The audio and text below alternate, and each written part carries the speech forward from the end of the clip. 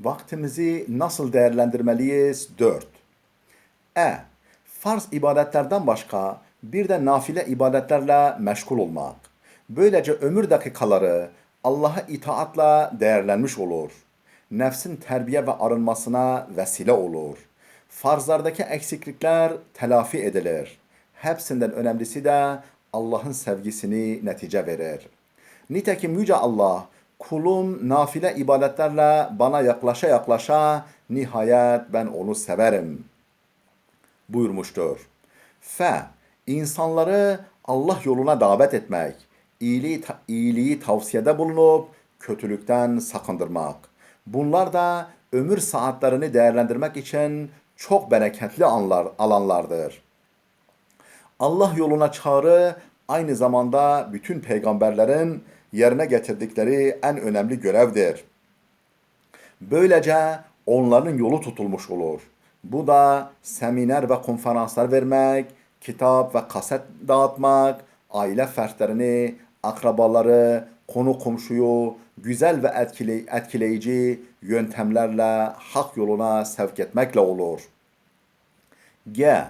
Dost ve yakınları ziyaret etmek, akrabalarla iyi ilişkilerde bulunmak.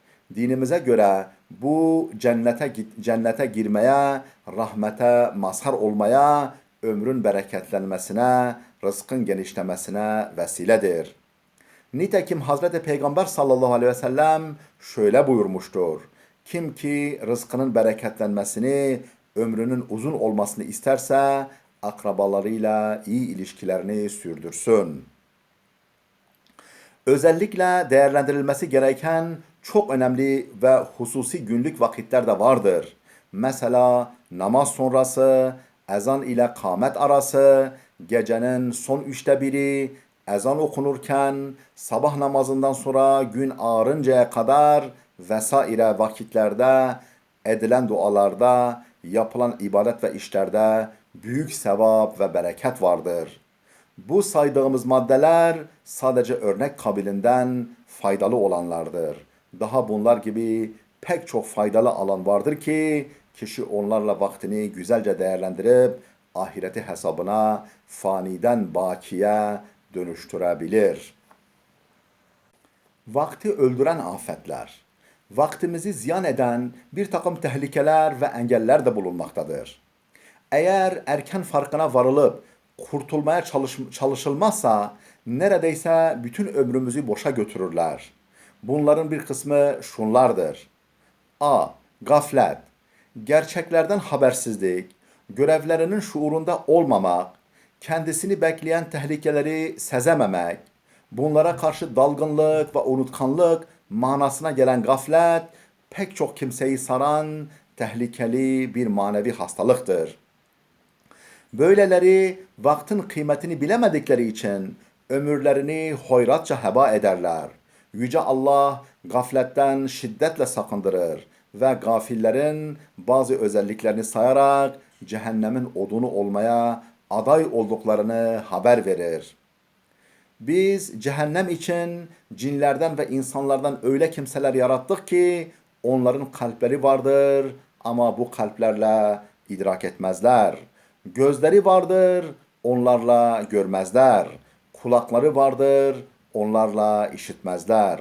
Hasılı onlar hayvanlar gibi, hatta onlardan da şaşkındırlar. İşte asıl gafil olanlar onlardır. B. Erteleyicilik yani tesvif. Vakti darmadağın eden, ömrü öldüren bir afettir. Ne yazık ki sonra yaparım düşüncesi pek çok Müslümanın özellik ve tabiatı haline gelmiştir. Hasan-ı Basri şöyle der, erteleyicilikten şiddetle sakın. Çünkü sen yarınından değil, bugününden sorumlusun. Evet, insan bu bahaneden uzak durmalı. Çünkü yarına kadar yaşayacağına ilişkin garantisi yok. Yarına kadar yaşadı diyelim.